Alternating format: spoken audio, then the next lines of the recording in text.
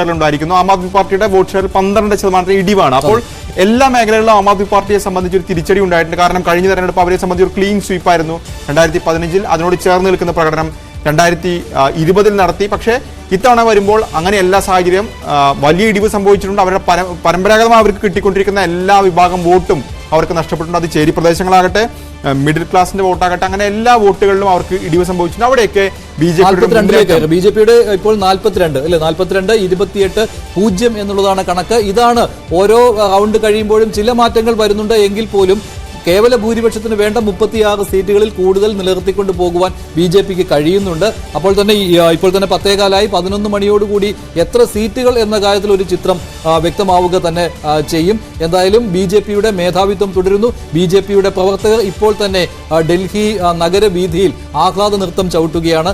AAP ക്യാമ്പുകൾ മൗനത്തിലാണ്. ഇപ്പോഴും പ്രധാനപ്പെട്ട നേതാക്കൾ ആരും തന്നെ പ്രതികരിച്ചിട്ടില്ല. പ്രവർത്തകരും മൗനത്തിലാണ്. ഒരു തിരിച്ചുവരവിന്റെ അന്തരീക്ഷം കാണുന്നില്ല ഡൽഹിയിൽ. ഇപ്പോൾ വോട്ടെണ്ണൽ പുരോഗമിക്കുന്നത് വെച്ച് നോക്കുമ്പോൾ 42 സീറ്റുകൾ ബി ജെ പി ഇപ്പോഴും ലീഡ് ചെയ്യുന്നു. കഴിഞ്ഞ തവണത്തെ 8 നിന്നാണ് 42ലേക്കുള്ള ബി ജെ പിയുടെ വളർച്ച. അതേസമയം 62 നിന്ന് 30ലേക്ക്, ഇപ്പോൾ 28ലേക്ക് താണിരിക്കുകയാണ് ആം ആദ്മി പാർട്ടി. വലിയ പരാജയം ആം ആദ്മി പാർട്ടിക്ക് 31 സീറ്റിന് മുകളിലേക്ക് ഒരു ഘട്ടത്തിലും വന്നിട്ടില്ല. അതാണ് ഇപ്പോൾ 28 സീറ്റിൽ നിൽക്കുന്നത്. ഇനിയിപ്പോൾ ആം ആദ്മി പാർട്ടിക്ക് എന്തെങ്കിലും പ്രതീക്ഷ വരണമെങ്കിൽ ഒരു 8 സീറ്റും കൂടി അധികമായി ഇപ്പോൾ നേടിയാലും മതിയാകും. എങ്കിൽ പോലുമേ കേവല ഭൂരിപക്ഷത്തിലേക്ക് എത്താൻ സാധിക്കുള്ളൂ.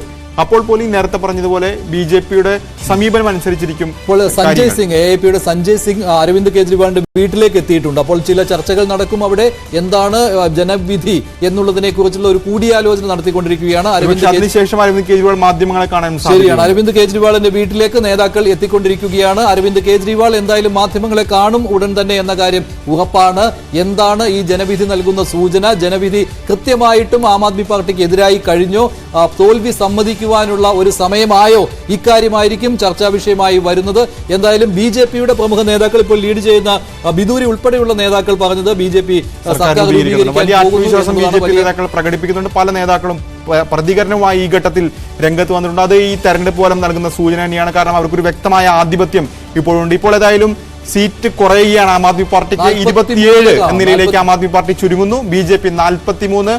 നേരത്തെ ലീഡിലുണ്ടായിരുന്ന ചില നേതാക്കളെങ്കിലും ആം ആദ്മി പാർട്ടിയുടെ മാളവ്യ നഗർ മണ്ഡലം സോംനാഥ് ഭാരതി ലീഡിലായിരുന്നു. പക്ഷേ ഇപ്പോൾ അദ്ദേഹം പിന്നിലാണ്. മുൻ അധ്യക്ഷനാണ് സതീഷ് ഉപാധ്യായ ബി ജെ പിയുടെ. അദ്ദേഹം ലീഡിലേക്ക് വന്നിരിക്കുന്നു. അങ്ങനെ ചില പ്രധാനപ്പെട്ട വ്യക്തിത്വങ്ങൾ അല്ലെങ്കിൽ പ്രധാനപ്പെട്ട സ്ഥാനാർത്ഥികൾ ആം ആദ്മി പാർട്ടിയുടെ പുറകിൽ പോകുന്നതായി ഇപ്പോഴും കാണാം. ഏതായാലും സീറ്റ് നില കുറയുകയാണ് ആം ആദ്മി പാർട്ടിക്ക്. ഈ ഘട്ടത്തിൽ 27 ചുരുങ്ങുന്നു. 31 വരെ ആം ആദ്മി പാർട്ടി വന്നതാണ്. അപ്പോൾ 27 ആകുമ്പോൾ ബി ജെ പി 43, കോൺഗ്രസിന് ഒറ്റ സീറ്റും നിലവിൽ. സോംനാഥ് ഭാരതി ഇപ്പോൾ പിന്നിലാണ്. അതേപോലെ തന്നെ ലോക്സഭാ തെരഞ്ഞെടുപ്പിൽ ബി ജെ പിക്ക് കിട്ടിയ വോട്ട് ഷെയറിന്റെ ഏതാണ്ട് അടുത്തേക്ക് വരികയാണ് അല്ലെ. 50% മുകളിലായിരുന്നു. 50% മുകളിലായിരുന്നു. 48%. പിന്നെ ആം ആദ്മി പാർട്ടിയുടെ ലോക്സഭാ തെരഞ്ഞെടുപ്പിലെ വോട്ട് ഷെയർ കണക്കാക്കേണ്ടതില്ല. കാരണം അത് കോൺഗ്രസിന്റെ കൂടി ഷെയർ അതിനകത്ത് വരുമല്ലോ. എന്തായാലും 42% എന്ന് പറയുന്നത് സമീപകാലത്ത് ആം ആദ്മി പാർട്ടി രൂപീകരിച്ചതിന് ശേഷം കിട്ടിയതിൽ ഏറ്റവും കുറവ് വോട്ട് ഷെയറിലേക്ക് വരില്ല. അത് 2013 15 ഏതായാലും 54% ഉണ്ടായിരുന്നു. കഴിഞ്ഞ തവണ 52% മുകളിലുണ്ടായിരുന്നു. അപ്പോൾ അത് വെച്ച് നോക്കുകയാണെങ്കിൽ കുറവാണ്.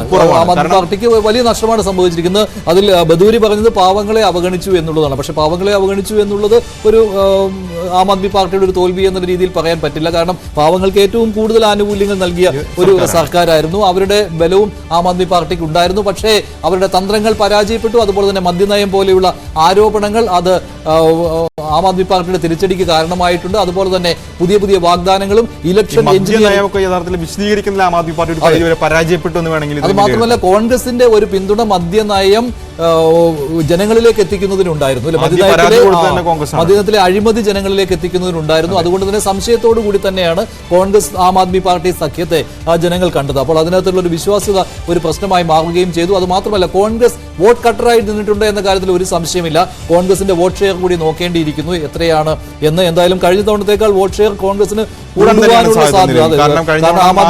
എന്ന് പറയുമ്പോൾ വളരെ മോശം പ്രകടനമാണ്. അതിൽ നിന്ന് മെച്ചപ്പെടാനുള്ള സാധ്യത കോൺഗ്രസിന്റെ ആം ആദ്മി പാർട്ടിയുടെ വോട്ട് ഷെയർ കുറയുന്നു എന്ന് പറയുമ്പോൾ സ്വാഭാവികമായിട്ടും കോൺഗ്രസിന്റെ വോട്ട് ഷെയർ അവിടെ കൂടുവാനുള്ള സാധ്യത കാണുന്നുണ്ട്. എല്ലായിടങ്ങളിലും 3ാം സ്ഥാനത്താണ്. ചുരുക്കം ചില മണ്ഡലങ്ങളിൽ മാത്രം, ഇപ്പോൾ ബാദ്ലി പോലെയുള്ള ചില മണ്ഡലങ്ങളിൽ മാത്രമാണ് കോൺഗ്രസിന് 2ാം സ്ഥാനത്തേക്കെങ്കിലും എത്തുവാൻ കഴിഞ്ഞിട്ടുള്ളത്. ബാക്കി എല്ലായിടത്തും 3ാം സ്ഥാനത്തേക്ക്. നിലവിൽ കോൺഗ്രസിന്റെ വോട്ട് ശതമാനം 7 ശതമാനം കോൺഗ്രസിന് നേട്ടമാണത് അല്ലേ? 3% വോട്ടിന്റെങ്കിലും വർധനവ് കോൺഗ്രസിന് ഇപ്പോൾ ഉണ്ടായിട്ടുണ്ട്. വലിയ നേട്ടമല്ലെങ്കിൽ പോലും കോൺഗ്രസിന് പറഞ്ഞു നിൽക്കാവുന്ന നിലയിലേക്ക് കാര്യങ്ങൾ എത്തുന്നുണ്ട്. പഴയ പ്രതാപത്തിലേക്ക് കോൺഗ്രസിന് എത്താൻ കഴിഞ്ഞിട്ടില്ല, അല്ലെങ്കിൽ അതിന് അടുത്തെത്താൻ പോലും കഴിഞ്ഞിട്ടില്ല എന്നതേ ഉള്ളൂ. പക്ഷെ കോൺഗ്രസിന് ഡൽഹിയിൽ നിന്ന് പൂർണ്ണമായിട്ടും അപ്രത്യക്ഷമായിട്ടില്ല എന്ന് മനസ്സിലാക്കി കൊടുക്കുവാൻ പറ്റിയ ഒരു തെരഞ്ഞെടുപ്പ് കൂടിയാണ് 7%. പക്ഷെ അത് മാത്രമല്ല ഇതിൽ തന്നെ എത്ര സീറ്റുകളുടെ ലീഡ് ഈ BJP ലീഡ് ചെയ്യുന്ന സീറ്റുകളിൽ എത്രയാണ് ലീഡ് വ്യത്യാസം എത്രയാണെന്ന് കൂടി ചോദ്യം കൂടി ഉണ്ടല്ലോ. അപ്പൊ അതിനകത്ത് കോൺഗ്രസിന് എത്ര സീറ്റ് കിട്ടിയെന്ന് കൂടി നിർണായകമാകും. ഒരുപക്ഷെ കോൺഗ്രസ് പിടിച്ച വോട്ടുകളായിരിക്കാം ഈ തരത്തിൽ BJP 43 എത്തിക്കുന്നത്. സ്വാഭാവികമായിട്ടും അങ്ങനെയാക്കി. അവിടെയാണ് ആം ആദ്മി പാർട്ടിയുടെ ഒരു പരാജയത്തിന് കോൺഗ്രസിന്റെ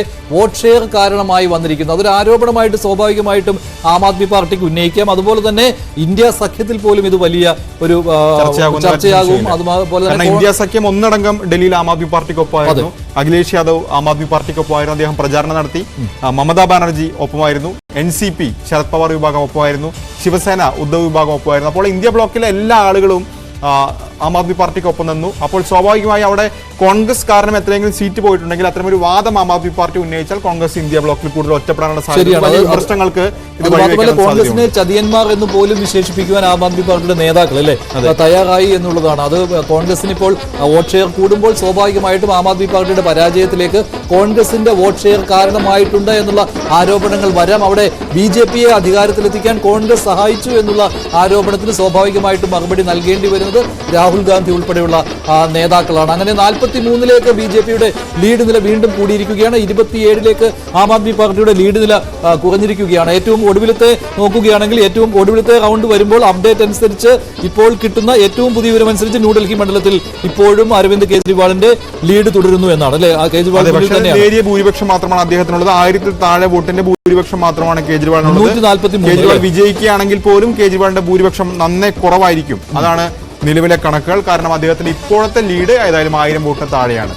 എന്നാലും തുടക്കത്തിലെ ആ ഒരു പേടിപ്പെടുത്തുന്ന ഒരു പിന്നോട്ട് പോക്കുണ്ടായിരുന്നുവല്ലോ അരവിന്ദ് കെജ്രിവാളിന്റെ. ആം ആദ്മി പാർട്ടിയുടെ നെഞ്ചിടിപ്പ് കൂട്ടുന്നതായിരുന്നു. പക്ഷേ അതിൽ നിന്ന് തൽക്കാലം രക്ഷപ്പെട്ടു വന്നിരിക്കുകയാണ് അരവിന്ദ് കെജ്രിവാൾ. ഇപ്പോൾ തൽക്കാലം 1000-ൽ താഴെ വോട്ടുകൾക്കാണെങ്കിൽ പോലും അരവിന്ദ് കെജ്രിവാൾ ലീഡ് ചെയ്യുന്ന കാഴ്ചയാണ് ഇപ്പോൾ കാണുന്നത്. എന്തായാലും മനീഷ് സിസോദിയും ഇപ്പോഴും ലീഡ് ചെയ്യുകയാണ്. അതേസമയം കൽക്കാജി മണ്ഡലത്തിൽ ഒരു മാറ്റവും സംഭവിക്കുന്നില്ല അല്ലേ? അതിഷ് ഇപ്പോഴും ആദ്യം മുതൽ പിന്നിലാണ്. ഇപ്പോഴും അതേ സാഹചര്യം തുടരുന്നതോടെ BJP സ്ഥാനാർത്ഥി മുന്നിലാണ് എന്നുള്ളതാണ് സാഹചര്യം. അങ്ങനെ അതിഷിയുടെ കാര്യത്തിൽ എന്ത് സംഭവിക്കും എന്നുള്ളത് ഡൽഹി രാഷ്ട്രീയത്തിലും ആം ആദ്മി പാർട്ടി രാഷ്ട്രീയത്തിലും നിർണായകമാണ്. ഇപ്പോൾ തെരഞ്ഞെടുപ്പ് കമ്മീഷനിലേക്ക് കണക്കുകളിലേക്കൊക്കെ വരികയാണെങ്കിൽ ഇപ്പോൾ മനീഷ് സിസോദിയ പുറകിലാണെന്ന് കൂടി ഇപ്പോൾ കണക്കുകൾ വരുന്നുണ്ട്. മനീഷ് സിസോദിയ പിന്നിലാണ് അല്ലേ? പക്ഷെ നമ്മുടെ വോട്ടെണ്ണൽ കേന്ദ്രത്തിൽ നിന്നുള്ള അപ്ഡേറ്റ് അനുസരിച്ച് സിസോദിയ മുന്നിട്ട് നിൽക്കുകയാണ്. പക്ഷേ ഇലക്ഷൻ കമ്മീഷന്റെ സൈറ്റ് അനുസരിച്ച് അതിൽ പക്ഷേ റൗണ്ടുകളുടെ എണ്ണം കുറവാണ്. അതുകൊണ്ട് അതിനേക്കാൾ കൂടുതൽ വോട്ടെണ്ണൽ മുന്നോട്ട് പോയിരിക്കുകയാണ്. പക്ഷേ ഉറപ്പില്ല അല്ലെ? ജഗ്പുരയിൽ മനീഷ് സിസോദിയയുടെ വിജയം ഉറപ്പ് എന്ന് പറയാറായിട്ടില്ല. അവിടെ